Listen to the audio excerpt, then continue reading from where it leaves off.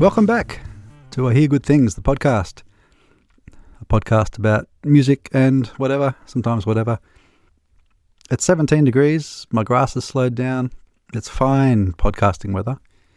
I always think about this interview with Paul Simon, where he's complaining that his mum used to say, "You have a nice voice, but Artie has a fine voice." I actually thought the Garfunkel was the Simon and the Simon was the Garfunkel for a very long time. Just watching these turtles. I found this video at work the other day. Sea turtles, 8 hours in Maui.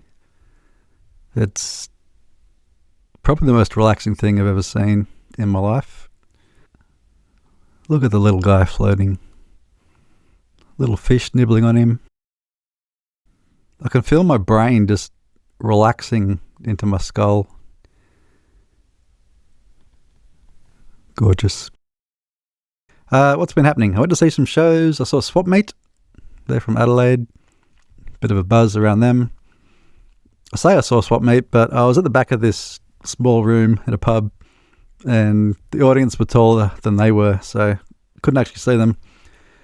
But I saw them packing up after, so pretty confident. I saw Davey Lane support Augie March. He's the guitarist from You're My. I could actually see him from my vantage point. I'm not much of a March head, but I wanted to see Davey Lane because I liked his album from last year. And I thought Augie March would be good. And they were. But I left halfway through because I was too old that night somehow. I got better. It's pretty nice to go home. Oh, the turtle is like right up in my face now. That's less relaxing. The best show I saw, oh my God, I went to Megafauna's album launch.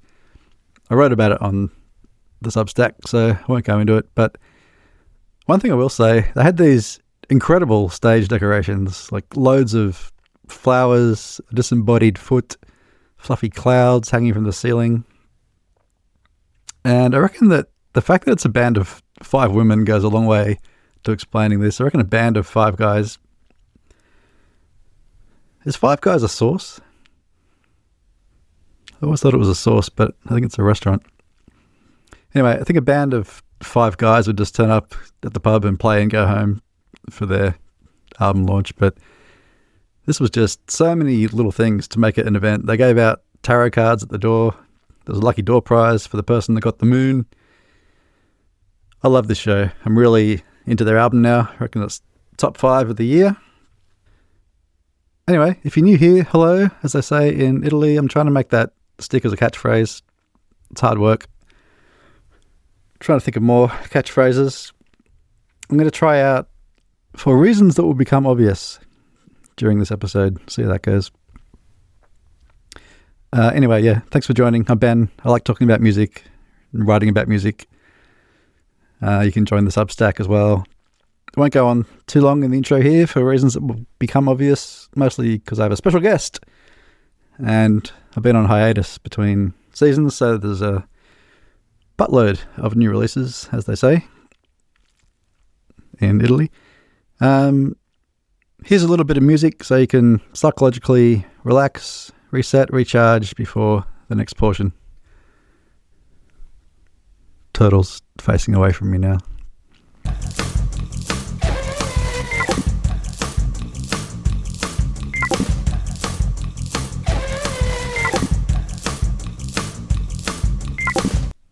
All right, let's talk about some new releases. As always, there's a playlist with songs from all the records I mentioned. You can find it in the show notes. I usually go through Australia first and then overseas, but I'll reverse it this week for reasons that will become obvious. It's been a bit over a month, so I've got to blast through these. Tori Amos is back with In Times of Dragons, one of my favourite artists of all times. One of my favourite memories of all times is walking along Cronulla Beach, being sad, listening to the best of Tori Amos. This is a real old school Tori record. She's angry again. If you like that 90s Tori, this is a great album in that vein. Moona is back with their 4th album, Dancing on the Wall. Another one of my favourite groups. So far to me, this is just more Moona, which is great. I Love Moona. I put the song East Side Girls on the playlist because it has this We Didn't Start the Fire style breakdown in the bridge. I think people who don't like We Didn't Start the Fire and who don't like pineapple on pizza are the same people. I won't be taking questions on that. Some more big returns. Broken Social Scene. Remember the Humans.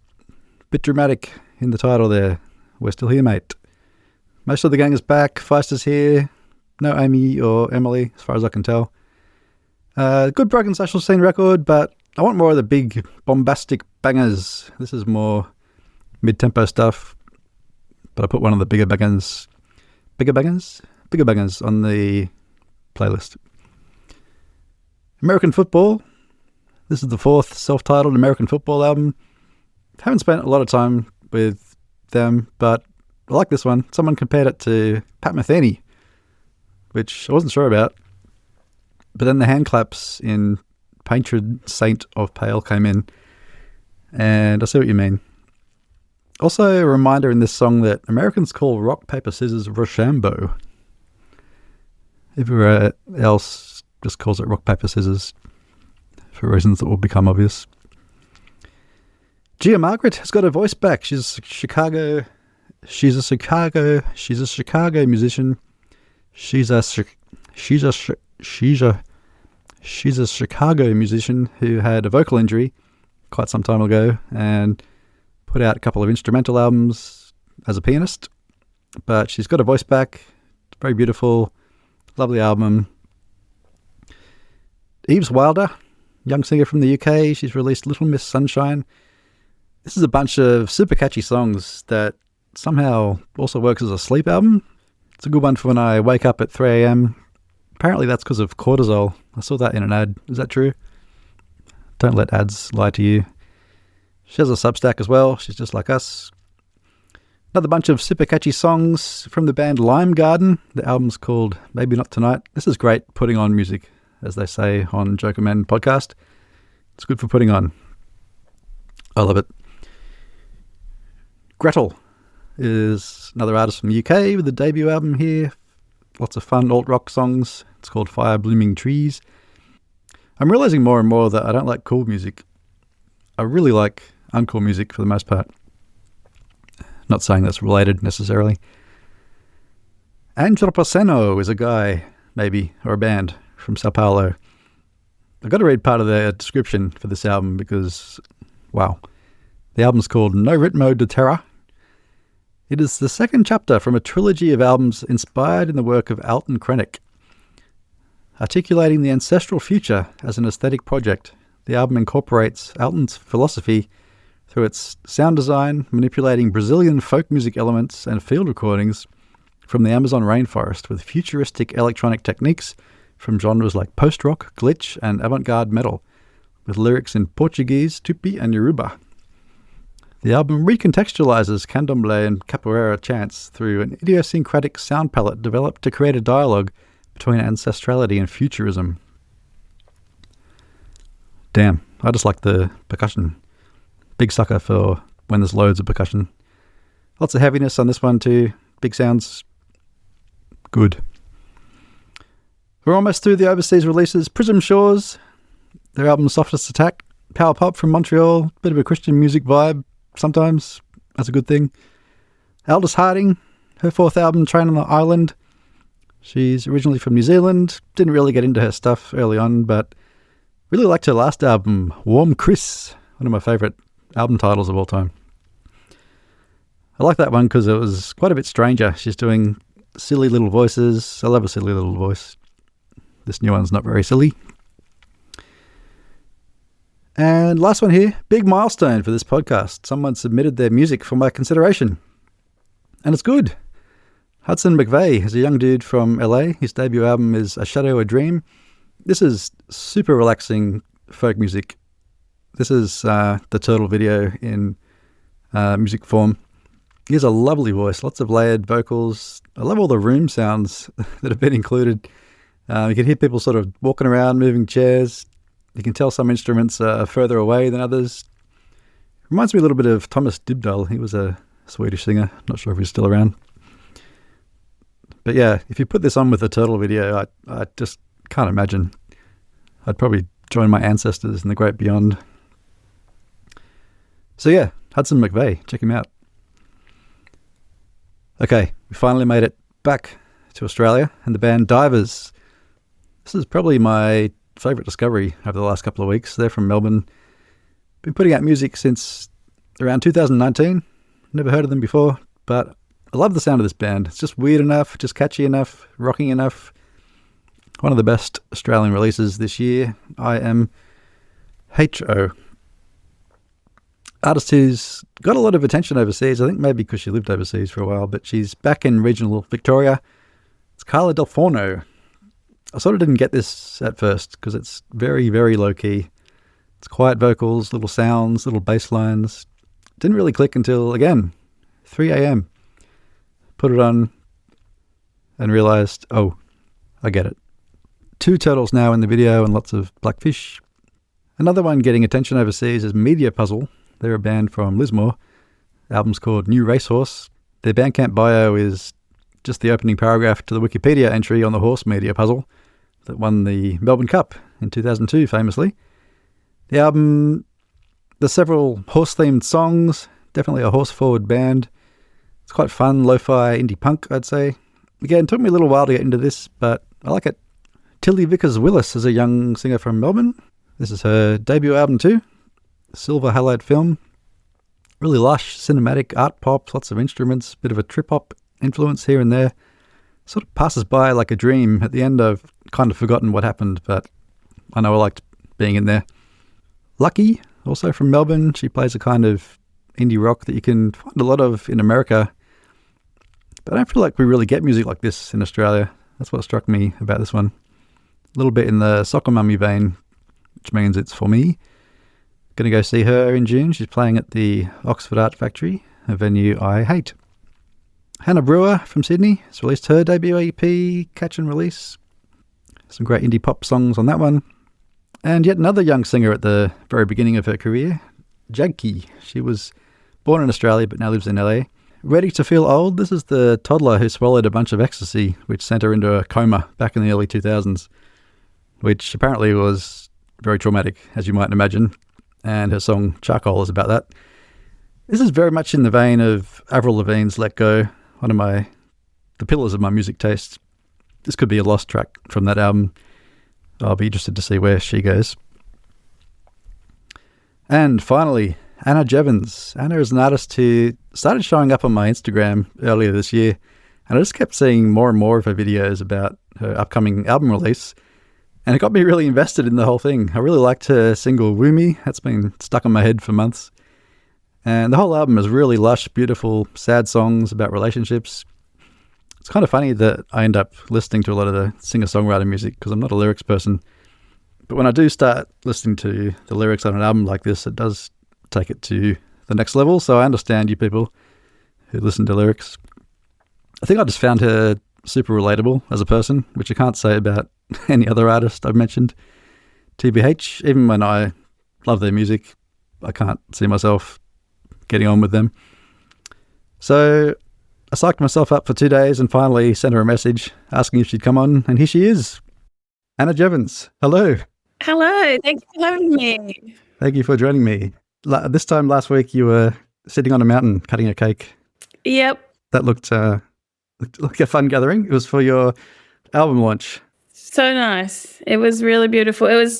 I call it a listening party because I'm going to have like a launch event, a proper gig in about a month. But I wanted to do something on the day, and we filmed a music video up there a few months ago for one of the singles, and everyone was like, I want to go for like on the mountain. So I was like, well, let's do it. And my friend made like a special cake that said the album name on it, and it was beautiful. I was kind of worried that it would be like noise pollution in a beautiful open space, but it all worked really well. And we had a couple of strangers come up as well. Like some of my friends came, but also some people that have just like found my music through the social medias. So that was nice. They were brave and someone came by themselves. It was lovely. It was really nice. Yeah, nice. So you had the Bluetooth speaker playing the album, something like that. Yeah, we had a backup speaker, and we had this big one that it was nearly a disaster because there's no reception up there. And I hadn't downloaded any of the songs, but my friend's with Telstra, so shout out Telstra because we could actually play it. Cool. So I saw that video, and I've actually seen a lot of your videos over the last couple of months, which is how I found you on Instagram. I think you've actually had the best campaign for an album launch I've ever seen. That is so nice. I mean, I feel like I'm trying to do all the right things, you know. If I'm going to do something, I don't want to half-ass it. I enjoy making content. Like I enjoy, and I've been trying to make it not too irritating as well. But I don't know if it's like translating into, you know, any of these meaningful quantitative like streams or anything. But certainly a few people are finding me and being lovely, so that is nice. Yeah, I wondered because a lot of artists have been talking about sort of how resentful they are about having to be a content creator and do this kind of thing. You seem to enjoy it to some extent. I mean, I've also seen those memes like, you know, you wouldn't ask Kurt Cobain to do the thing. I think, you know, I've done I'm a copywriter, so I work in marketing and I have run some social media accounts for other things before. And I think I generally enjoy it. And it's also easier to do content about myself than like a brand or something. It's, you know, it's better to do content about a song than a vacuum cleaner. So it's kind of fun, and I can like put my personal experiences into it, and I can attract fellow mentally ill people or music lovers or whatever they're coming from. I don't know, but I don't know if it does make me a bit crazy, like editing things and like wanting to get it right. I think it puts my body into like a certain kind of unregulated nervous system situation that is not good. Like I get very like about it. So I don't think it is healthy. I sometimes enjoy it, and I'm sometimes like, this is making me crazy. Yeah, that makes sense. I guess because it's very focused on you as well. So it's sort of all the self-reflection happening at the same time.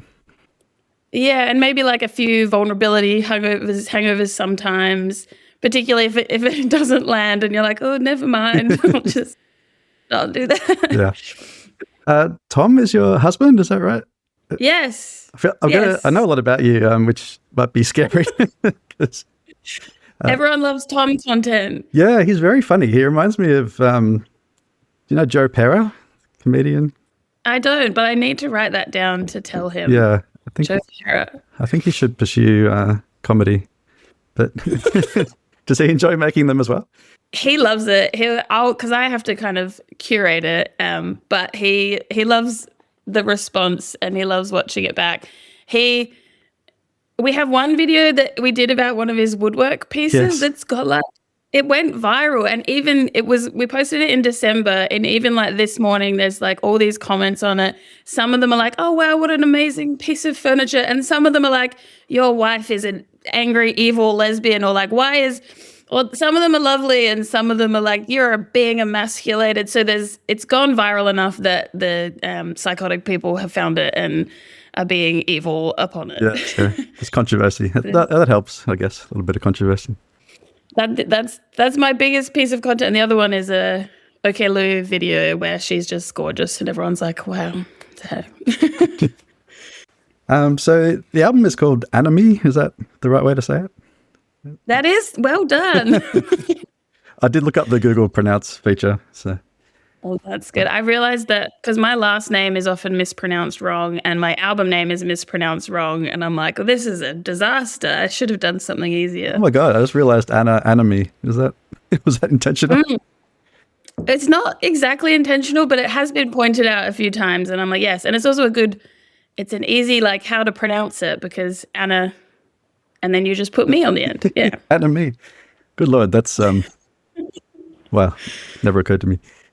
So I looked up this concept. It's actually quite a deep concept. What does it mean to you? Yes. Technically it's just a sociological concept that talks about when people in society don't have like norms or rules or guidelines, often like, moral guidelines about how to live, they start getting confused and depressed and like antisocial, and people need railway tracks to go down, and they need to guide themselves around the world. And I think technically it's this big societal thing, but I resonated with it on a personal level. Oh, it's raining a lot, because I think in my 20s I was like, I'm not a religious person. My family's not particularly religious. And I found the transition from being a young person to like being expected to grow up difficult, because I didn't really know how I should approach that, or like how I was supposed to be. And, as someone who lives with a lot of mental health challenges as well, I would get stuck. And so it kind of resonated with me on a personal level. I was like, I would love to be religious, because then I'd have predetermined meaning and purpose and like a book to tell me how to live my life. And that would be really nice, especially when you're feeling lost. So I think I need to nail my Anomie spiel a little better. That was a bit rambling, but that's the general meaning. Yeah. No, that makes sense. Like, I can relate in a slightly different way, in that I was sort of raised religious, but then I lost it sort of in my 20s, and it was a real shock, to lose that grounding, and to realize you're kind of on your own and you've got to make it up yourself. So that makes sense. I follow a lot of, I did some courses and stuff, and there's people that talk about that a lot. In fact, more often it's the people that have gone from being in religion and then suddenly there's a void of all of that stuff, and they're like, fuck. Whereas I was a bit different. I was like, I was trying to be religious. I was like, anyone want to, but I found it didn't work for me. I was like, it's a real leap of faith and I didn't have that capacity to make that leap. And I was like, shit, I guess I have to make my own meaning in life. Yeah, no, it is a scary thing. So you've been sort of grappling with that for a long time, and you wrote these songs over a long period in your 20s as well? Yes, they're all quite old songs that I wanted to kind of capture in a little bottle before I got old and forget them all. But they range from when I was really young. There's some kind of like more lovely optimistic songs, and then there's a particular period in my mid to late 20s where it felt like crunch time, and I had a lot going on, and I was very depressed, and I just wrote quite a lot of the songs on this album in that period. And I suppose they're kind of the what it was built around. There's some additional songs from later or earlier, but that period is what the kind of Anomie stuff is referring to. Yeah. Do you remember why you first started writing songs? What that instinct was?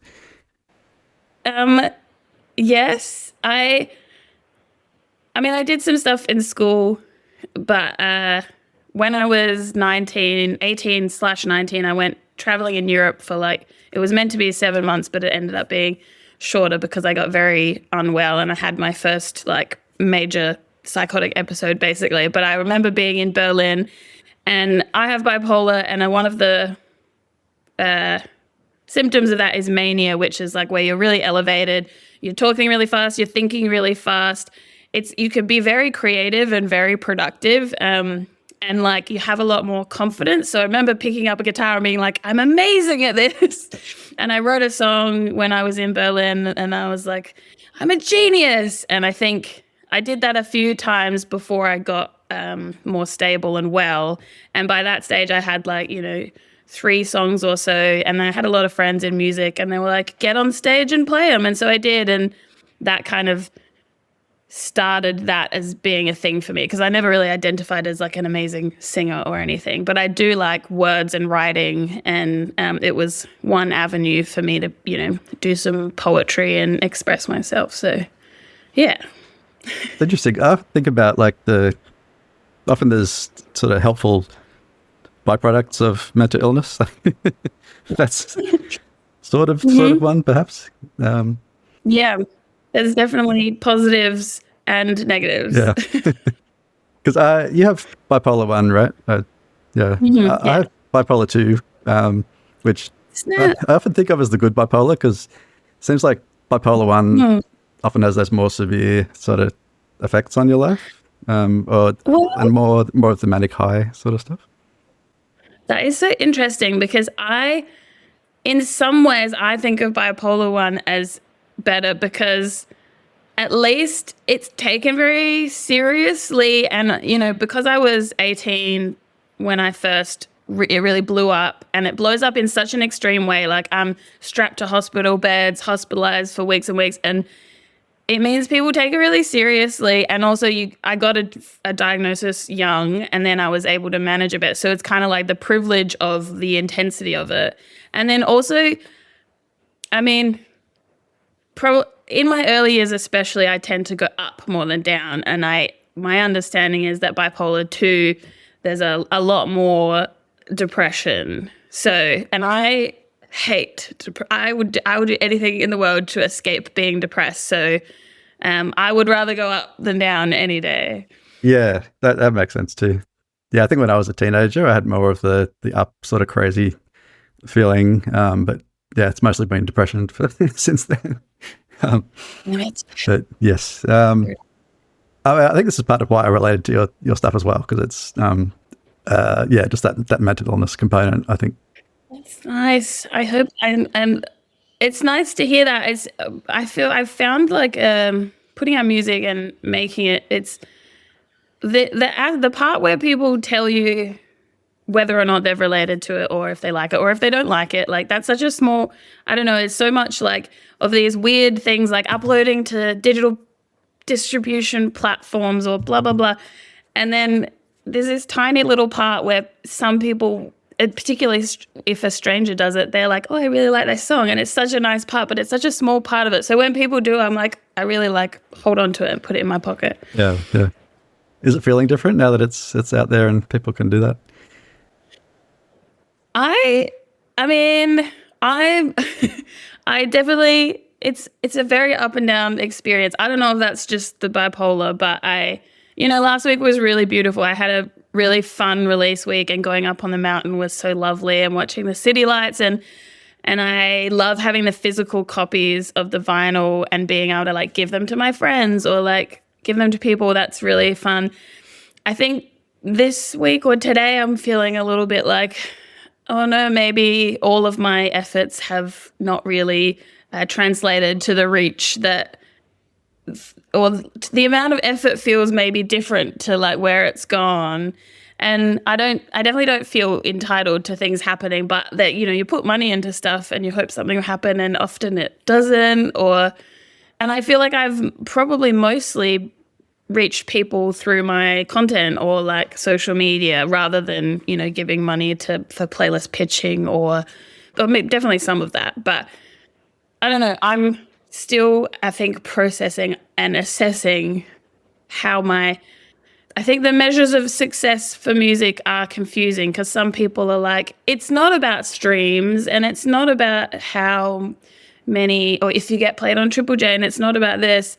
But in a way, it kind of is about streams, And you're like, well, it's not that you want the opportunity for the music to connect with the people that might like it. And if they just don't hear it, then that doesn't happen. So I think at the moment I'm like, what were my measures of success? And, I've still got stuff to go, like my album launch and stuff, but I'm trying to work out how it's gone from my perspective and also from an objective perspective. Yeah. Yeah. I guess it's always hard for an artist because you don't want to care about metrics exactly, but I know whenever I focus on metrics for something I'm doing, I just get that's totally the wrong headspace for me to think about creating things. But you want everyone to hear it, obviously, and get that reward from everything you've put into it. So makes sense. Yeah, I think I kept saying my goal was that a few more people than my friends and family would hear it and like have the opportunity to hear it. But I guess I didn't make a measurable line about what that would be, because, you've heard it and we hadn't met prior to this. So that is something, and that's a success. And also, who knows what will happen. But it's just so much. This is my first time making, because I've recorded in bedrooms and stuff before, but I've never properly done the whole process. You're a musician? Not really. I've dabbled, but I've never released anything. Well, yeah, that process is very new to me, and like I'm going through like mixing and mastering and then digital distribution and all these things. I think because it's my first time, it's so incredibly overwhelming all the time, and I've just like on my to-do list, I've got this spreadsheet this long and this high, and it's so much work, and it's also so much money. Even like, I'm double income, no kids at this point. So I have some money that I can put into this. But when I was younger, I didn't. I'm like, how are young people putting out anything? I don't understand. It's all just kind of blowing my mind all the time. And I think a lot of people get around it by being like musical geniuses who can mix their own stuff, master it, they put it out, they have like beautiful communities, and that's amazing. I'm not musically skilled enough for that, unfortunately, but it's been baffling to me the whole way through how much goes into releasing an album, particularly releasing a whole 12 songs, which was a crazy decision by me to do. Yeah. It's too much. So this was the first time you worked with a producer? Yeah, all the recordings I've done previously was like playing live and singing at the same time in like an at-home studio. So this is my first time. Ben Stewart, who produced it, he's done like all the instruments pretty much. He's taken them and expanded them into these big, beautiful other things, which is totally new. And I think that process felt a bit more familiar because you go into a recording booth and we spent a week together in Melbourne. It was really fun, and you're doing all the things. But I think it's like the mixing and the mastering and the distribution that was, because I didn't even know what mixing and mastering were a year and a half ago. So were you learning a bit about that through the process? It's so subjective. Mixing in particular, that's what really struck me about it, is that, Ben has certain things that he likes, and he tells me often that that's changed over his musical journey as well. He loves certain qualities. I've been discovering what I like and don't like. I like things to be, a bit darker and more muted, and I don't like bright and shiny sounds. I want it to sound like, and the language of that, like learning how to articulate that was such a challenge, and it's a real like back and forth.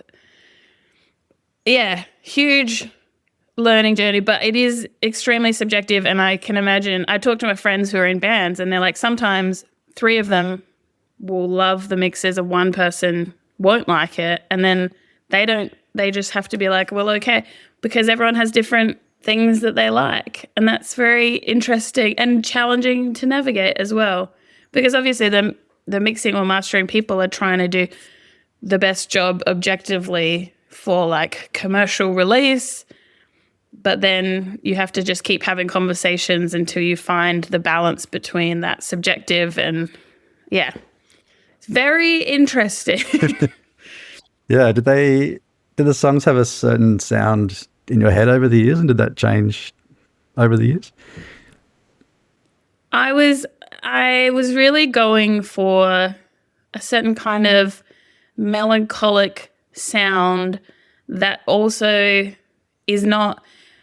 I play solo usually with an acoustic guitar, and every time I'm like, this sounds a bit too like country to me or a bit too folk, and I wanted it to have a little bit more pop or like not almost like electronic in it, like some synth and stuff in there to make it. I love songs that sound like you're underwater in like a submarine, and there's like, I love a lot of bass and stuff as well, which I obviously can't do playing solo. So that's what Ben was excited to help with, that kind of stuff.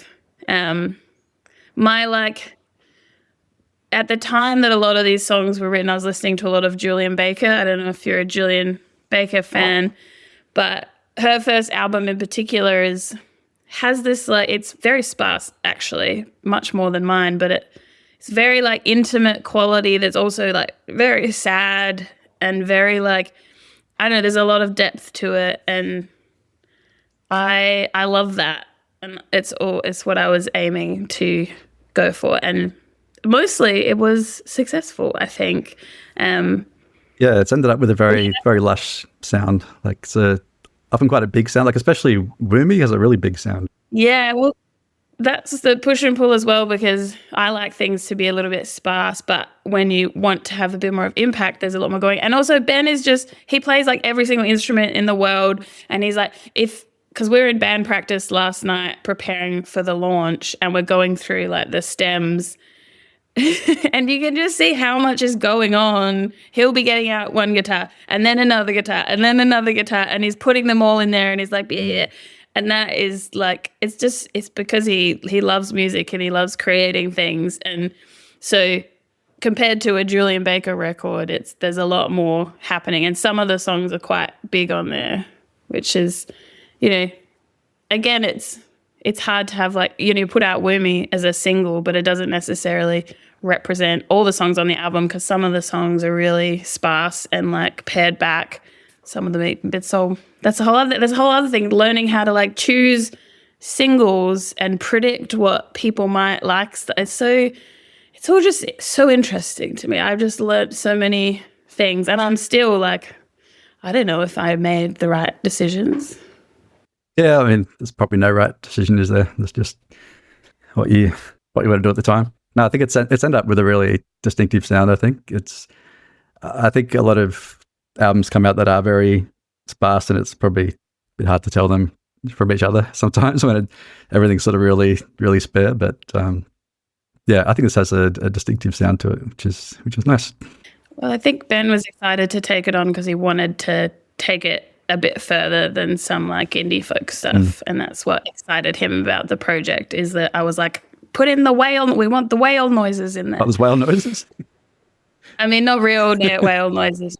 He uses various instruments to give that kind of almost aquatic feel, which I love. Yeah. So talk about a couple of songs. First one, Ma, it's almost a bit scary to me.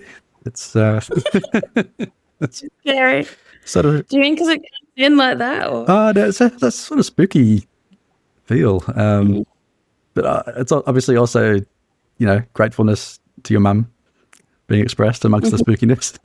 Did you play this one for her in the car? I know some of your videos you played the songs. Yes, I'm yet to edit that one together and put it out. But she heard it a few times before that as well. It definitely is. There's a couple of songs on the album that feel a little bit sinister almost. I think On the Sidelines has that vibe as well, where it's just like a little bit spooky. It was just, I love the harmonies in that song, and it's a very strange track. So I ended up putting it first because I was just like, there's so many different things going on in this song. Scary is funny. I wonder if anyone else finds it scary. Well, the other one that's a bit scary, maybe You Make Me Feel Like Annie Wilkes. This is the character from Misery, yeah? It is. This is the one that I'm worried I get cancelled for, because it's definitely about stalking and possibly murder. But it's meant to just be capturing the enthusiastic spirit of meeting someone that you really want to be around. The fangirl experience. Yeah. But yeah, it's a bit sinister.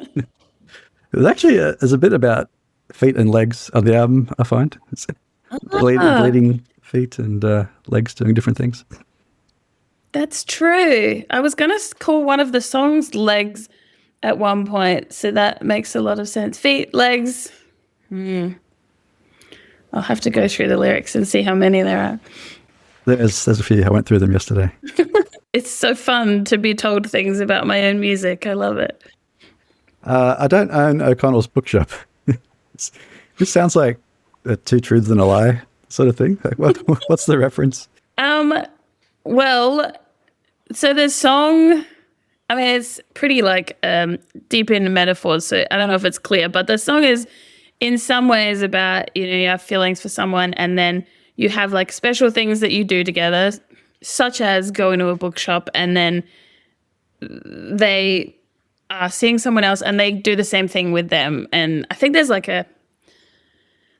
is a common experience where it's like jealousy about something that's felt special, but now it's not special to you, it's special to them. And you maybe feel like entitled or some ownership over that experience, but the title of the song is meant to be like, no, you don't have ownership over that experience, and you're not entitled to, requited feelings from anyone, nor them not going to that place, So it's me chastising myself, the title, I suppose.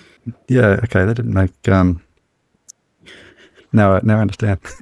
One thing that that really struck me about it, on that topic, about the whole album, is there seems to be a lot of different relationships either ending or not going well, but doesn't seem to be like anger or bitterness. It's more just sort of sadness and acceptance, moving on. Is that a fair characterization? Yes. I mean, definitely. And certainly in a song, I think I would be wanting to sound a little more mature, that maybe my angriest moments wouldn't be the final product, if that makes sense. And, sometimes I'll write the first half of the song when all the emotions are there, but then I'll try and come back around and conclude in a way that has at least some kind of positivity or looking to the future to it, because you want the story to feel a little bit resolved, I suppose. And also, relationships are complicated, and I would never, you want to, what else are you going to do besides accept the situation? And I guess on the sidelines, it's like people are telling me I should be angry, but it's not going to help at the end of the day. And probably I have been angry at some point. Yeah, it's a good observation. I found it refreshing sort of topically, because I think a lot of the trend recently with breakup songs is screw you, thank God you're gone. It's just really, really angry stuff, which, is valid as well. But I get a bit sick of it, and I think this was something different. That's nice. I feel like I have a lot of love for most of the people that I've been in any kind of relationship in my life, even if it's ended, like friendships or relationships and stuff. I'm definitely a person that stays friends with exes if it's possible. And even everything in life is an experience. You got a song out of it. You maybe got a book out of it one day, or a story, and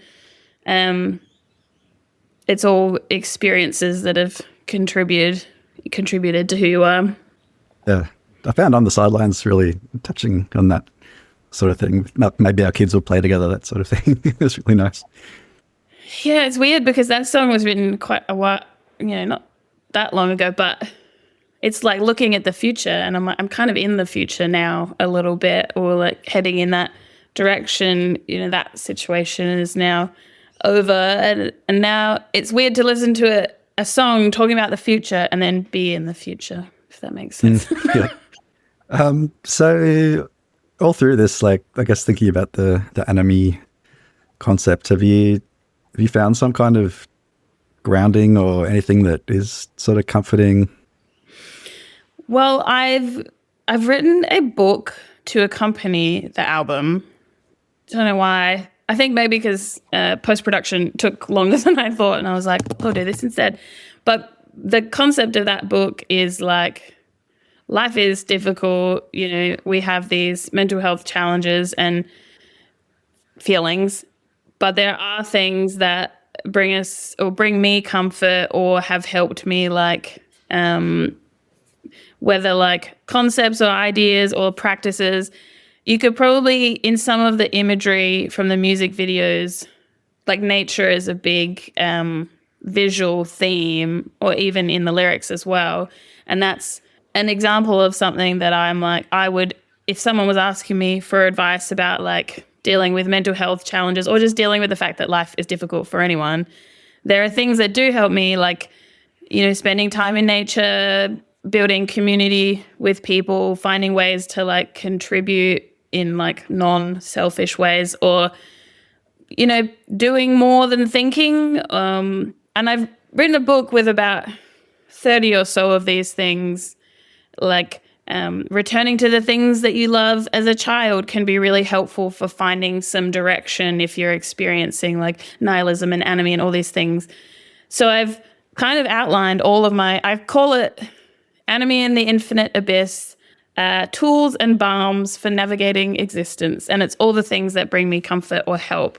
And, you know, through the process of writing it, I've been like, I'm so mature and I'm so evolved these days. And then I'll have a day where I'm like, I'm still just as depressed and lost and confused. And so it feels weird to like be like, well, here's my advice that I have to offer, because it's not like I've solved anything, or I'm just going to be, I think anyone with bipolar, there's no like end of the story where everything's great. It's just like a constant, you know, getting back up again and maybe falling down and getting back up, and it will probably be like that forever. And that is okay. But yeah, I mean, if you're interested in comforts, I have a book of them.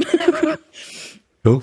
I just have to design it, because at one point I was like, I give up, I'm doing too many things at once. And then one person, a stranger-ish on the internet, was like, hey, I thought you were going to put out a book. And now that's motivated me to get it finished for the album launch.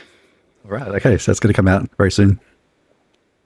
Yeah, I'll just do like a PDF, and then I'll DIY print some books and like bind them and bring them to the launch so people can get like a vinyl or a book if they want. And apparently there's one person who'll read it, and that's enough for me. Yeah, I'd love to read it. Be great. Yeah. I wondered sort of what career you would ideally like to have from here. So you talked about writing as well as music. Would you like to sort of be doing music full time, or is it just one part of your life? It's definitely just one part of my life. It's never been, I do have a lot of friends that, you know, really pursuing music, and that's never been me. This project was more of a, let's document that I write songs before, you know, I move on. And so, and a few people have asked me what's next, and I think I'm still trying to get to June 6th. But, you know, I'm a copywriter at the moment, so I write for a university. I write a lot of like research articles and ads and stuff. And that's a good job in that it is stable. It's a good stabilizing job for me.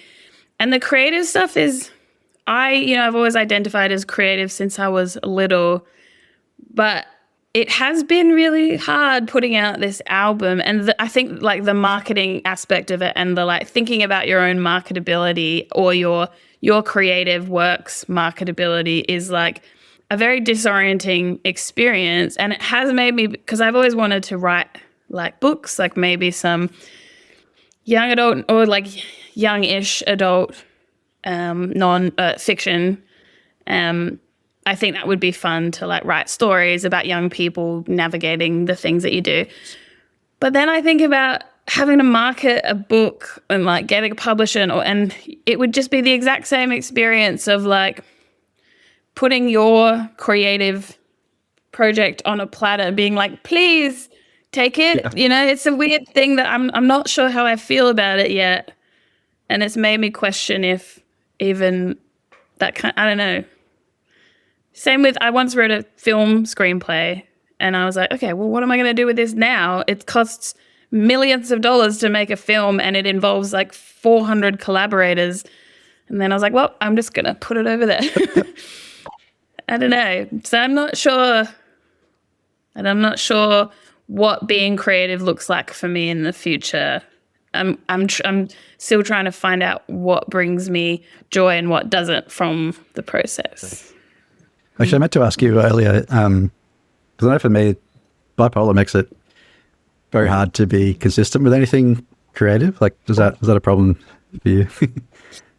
Definitely. I think, and in both ways as well, like sometimes I'll be really productive and I'll write all these songs, or I'll write the first draft of a whole book, and then I find it, you know, you have to In some ways, it kind of songwriting feels like a good medium for bipolar because it's quite a short project to complete.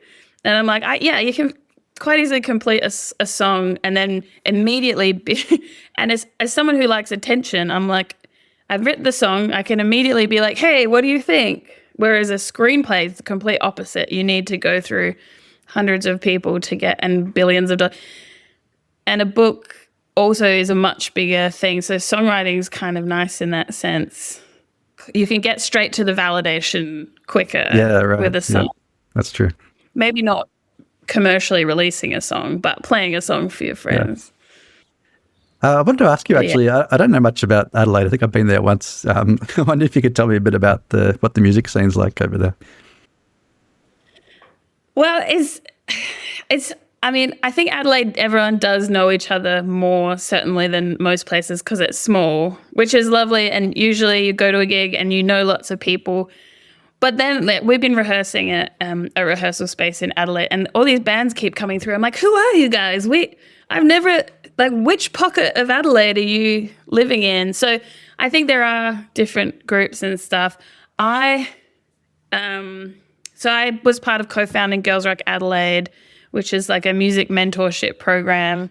And we do rock camps for young people where they all come together and start a band and stuff, it's the most fun and wholesome, beautiful thing in the world.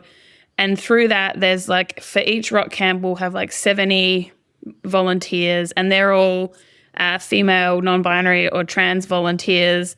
So a lot of my circles are incredible women and people who are very supportive of each other.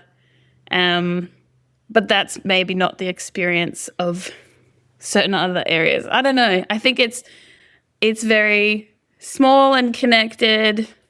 There's a little bit of sleepiness to Adelaide in that getting people out to do things can be tricky, especially post-COVID. Getting people to buy tickets before the night before can be tricky. And a lot of people who are, creative or musical will head off to Melbourne or whatever it is. So you do lose some of that too. So we don't have heaps of, it's exciting at the moment to have people like Alexia, who's pop diva from Adelaide, and it feels like having a bit of a pop star because we have so many great bands. If you would have heard of them because they're the ones that have made it out, but there's probably less of those big names in Adelaide, and there's a lot more just local scenes and stuff. I remember Ben Stewart when we were recording was I always loved coming to Adelaide because it felt like the girls were kind of running the scene. And that might have just been because he was connected to us, but I thought that was nice. Any acts you want to shout out? I should check out. From Adelaide, a lot of good. Have you heard of Sunsick Daisy? It's kind of a shoe. Yeah, I think I saw them on Instagram. Very good band. They're doing amazing things. There's a band called Colorblind, if you like kind of emo, heavier music. They're incredible. Their self-titled album is just they're the best. Sophia Manguida, who is playing my album launch, is amazing. Just kind of indie, soft songwriter. Very, very good. Lonely Speck is an electronic artist that is very cool. They had a song called Wishing that I'm just it's one of those songs where I'm just yeeted into the atmosphere. So good. Cool. Well, thank you so much for talking to me and being open about things. It's really nice to meet you. I think, talking about metrics and things, I think actually connecting with people is what actually makes it all worthwhile. That's part of it. It's the good bits. The same as being in a band in a room together is the best bit. Chatting to people is the best bit. It's really, really nice. And I appreciate you asking me to chat. I was listening to your talk about geese with your friend before. Yeah. Are you a Geese fan? Have you read Nick Cave's The Red Hand Files? He does a newsletter. A little bit. And I read that and he was like, I'm loving the new geese. And I was like, all right, I'll go check it out because everyone's talking about it. And I was like, what the hell is It's not for me, unfortunately. But I just liked hearing you guys chat. You have a very calming voice. And I was like, this is a good vibe. Oh, thank you. Well, yeah, great to talk to you. See you later. Thank you so much. Nice to meet you.